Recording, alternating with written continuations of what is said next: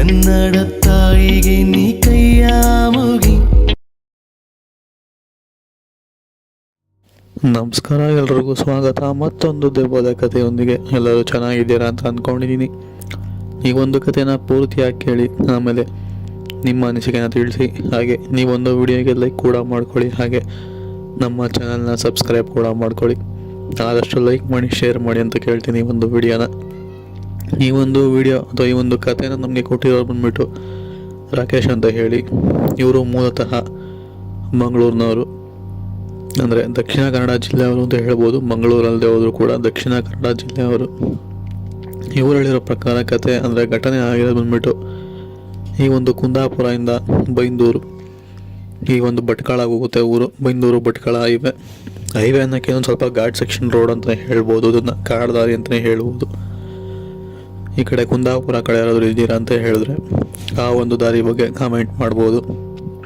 ಹೀಗೆ ರಾಕೇಶ್ ಮೂಲತಃ ದಕ್ಷಿಣ ಕನ್ನಡದವರಾಗಿದ್ದರಿಂದ ಸೊ ಇವರು ಇವರ ಫ್ರೆಂಡ್ಸ್ ಜೊತೆ ಸೇರಿ ಈ ಟ್ರಿಪ್ ಮಾಡೋಣ ಅಂತ ಹೇಳಿ, ಅಂದರೆ ಸ್ವಲ್ಪ ಈ ಒಂದು ಕುಂದಾಪುರ ಆಗಿರ್ಬೋದು, ಭಟ್ಕಳ ಆಗಿರ್ಬೋದು, ಇವೆಲ್ಲ ಕೂಡ ಒಂದು ಸ್ವಲ್ಪ ನೋಡೋಕ್ಕೆ ತುಂಬಾ ಚೆನ್ನಾಗಿರುವಂತಹ ಜಾಗಗಳು.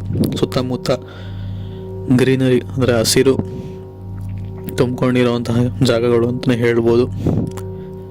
ಇದನ್ನೆಲ್ಲ ಡಿಸೈಡ್ ಮಾಡಿಕೊಂಡು ರಾಕೇಶ್ ಮತ್ತು ಅವರ ಸ್ನೇಹಿತರು ಎಲ್ಲರೂ ಕೂಡ ಹೋಗಿರುವಂಥದ್ದು ಬಂದ್ಬಿಟ್ಟು ಬೈಕಲ್ಲಿ.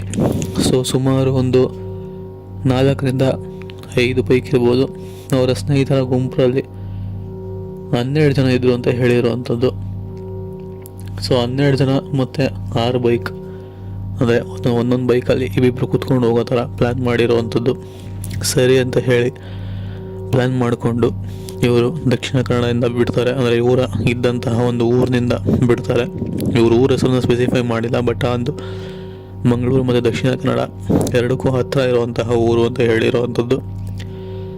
ಸರಿ, ಇವರು ಮತ್ತು ಇವರ ಸ್ನೇಹಿತರೆಲ್ಲರೂ ಕೂಡ ತಮ್ಮ ಬೈಕ್ಗಳನ್ನ ಸ್ಟಾರ್ಟ್ ಮಾಡಿಕೊಂಡು ಬಿಡ್ತಾರೆ ಜಾಗಗಳನ್ನ. ಅಂದರೆ ಇವರು ಬೆಳಗ್ಗೆ ಹೊತ್ತು ಬಿಡುವಂಥದ್ದು. ಯಾಕೆ ಅಂತಂದರೆ ಜಾಗ ನೋಡೋದಕ್ಕೆ ಸುಂದರವಾಗಿ ಕಾಣೋದು ಬಂದು ಬೆಳಗ್ಗೆ ಹೊತ್ತೇನೆ, ರಾತ್ರಿ ಹೊತ್ತಲ್ಲ.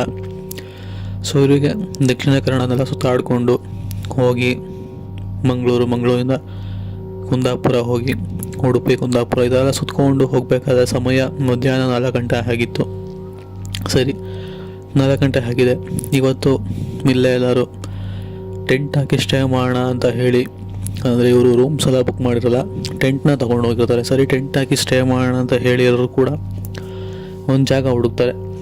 ಸೊ ಇವರಿಗೆ ಕುಂದಾಪುರ ಬಿಟ್ಟು ಸ್ವಲ್ಪ ದೂರ ಬರ್ತಿದ್ದಂಗೆ ಬೈಂದೂರು ಅಂತ ಒಂದು ಊರು ಸಿಗುತ್ತೆ. ಸೊ ಆ ಒಂದು ಊರಿಂದ ಸ್ವಲ್ಪ ಮುಂದೆ ಬಂದರೆ ಒಂದು ಖಾಲಿ ಜಾಗ, ಒಂದು ಸ್ವಲ್ಪ ಗ್ರೌಂಡ್ ಥರನೇ ಕಾಣುವಂತಹ ಒಂದು ಜಾಗ ಇದೆ. ಸೊ ಅಲ್ಲಿ ಟೆಂಟ್ ಹಾಕೋದಕ್ಕೆ ಎಲ್ಲರೂ ಕೂಡ ಒಪ್ಕೊತಾರೆ. ಗಾಡಿನ ಸುತ್ತ ನಿಲ್ಲಿಸ್ಬಿಟ್ಟು ಮಧ್ಯದಲ್ಲಿ ಟೆಂಟ್ ಹಾಕ್ತಾರೆ. ಸೊ ಗಾಡಿ ಯಾವ ಥರ ನಿಲ್ಸಿದೆ ಅಂತ ಅಂದರೆ ಫುಲ್ಲು ಸರ್ಕಲಲ್ಲಿ ನಿಲ್ಲಿಸ್ಬಿಟ್ಟು ಅದ್ರ ಮಧ್ಯದಲ್ಲಿ 4 ಟೆಂಟ್ನ ಹಾಕ್ತಾರೆ. 4 ಟೆಂಟಲ್ಲಿ 12 ಜನ ಇರೋ ಥರ, ಅಂದರೆ 3 ಜನ ಒಂದು ಟೆಂಟಲ್ಲಿ ಇರೋ ಥರ ಹಾಕ್ತಾರೆ. ಸರಿ, ಟೆಂಟೆಲ್ಲ ಹಾಕಿ ರೆಡಿ ಮಾಡೋ ಅಷ್ಟರಲ್ಲಿ ಸಮಯ 6:30 ಆಗಿತ್ತು.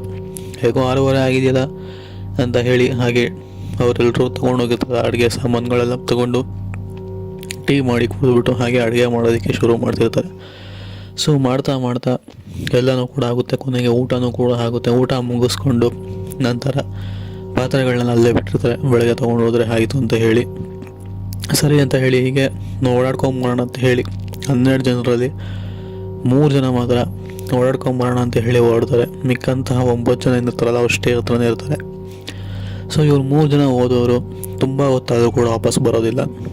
ಸೊ ಇವರು 9 ಜನಕ್ಕೆ ಸ್ವಲ್ಪ ವಿಚಿತ್ರ ಅನಿಸುತ್ತೆ. ಫೋನ್ ಮಾಡಿ ಕೂಡ ಮಾತಾಡ್ತಾರೆ, ಬಟ್ ಫೋನ್ ಕನೆಕ್ಟ್ ಆಗ್ತಿರೋದಿಲ್ಲ, ಯಾಕಂತ ನೆಟ್ವರ್ಕ್ ಸಿಗ್ತಿರೋದಿಲ್ಲ.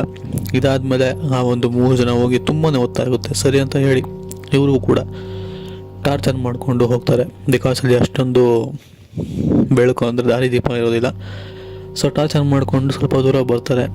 ಈ 9 ಜನದಲ್ಲಿ ಇಬ್ಬಿಬ್ಬರು ಒಂದೊಂದು ಗ್ರೂಪ್ ಆಗಿ ಹೋಗ್ತಾರೆ. ಅದರಲ್ಲಿ ಒಬ್ಬರು ಮಾತ್ರ ಸಿಂಗಲ್ ಆಗಿ ಹೋಗ್ತಾರೆ. ರಾಕೇಶ್ ಮತ್ತು ಇನ್ನೊಬ್ಬ ಅವರ ಸ್ನೇಹಿತರ ಒಂದು ಗುಂಪಾಗಿ ಹೋಗಿ ಹುಡುಕ್ತಿರ್ತಾರೆ. ಬಟ್ ಎಲ್ಲೂ ಕೂಡ ಆ 3 ಜನ ಸಿಗೋದಿಲ್ಲ. ಇದಾದಮೇಲೆ ಸಿಂಗಲ್ಲಾಗಿ ಒಬ್ಬರು ಇರ್ತಾರಲ್ಲ, ಸೊ ಅವ್ರ ಕಣ್ಣಿಗೆ ಒಬ್ಬ ಕಾಣಿಸೋವಂಥದ್ದು. ಆ ಒಬ್ಬ ಕಾಣಿಸೋವಂಥದ್ದು ಏನಪ್ಪ ಅಂತಂದರೆ ಮರದ ಥರ ಒಬ್ಬನೇ ಕೂತ್ಕೊಂಡು ಏನೋ ನೋಡ್ತಿರೋ ಥರ, ಏನೋ ಬರಿತಿರೋ ಥರ ಅವ್ರಿಗೆ ಕಾಣಿಸುವಂಥದ್ದು.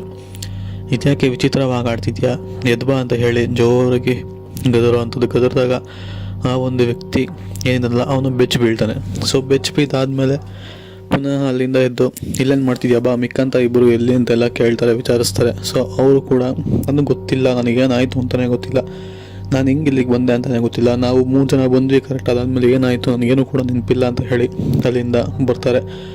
ಸರಿ ಇನ್ನು ಸ್ವಲ್ಪ ಹೊತ್ತು ಹುಡುಕ್ತಾರೆ, ಆ ಒಂದಿಬ್ಬರು ಸಿಗೋದೇ ಇಲ್ಲ. ಫೋನ್ ಮಾಡ್ತಾರೆ, ಮಾತಾಡಿಸ್ತಾರೆ, ಆಮೇಲೆ ಇವನ್ನ ಕೂಡ ಕೇಳ್ತಾರೆ, ಯಾರೂ ಕೂಡ ಸಿಗೋದಿಲ್ಲ.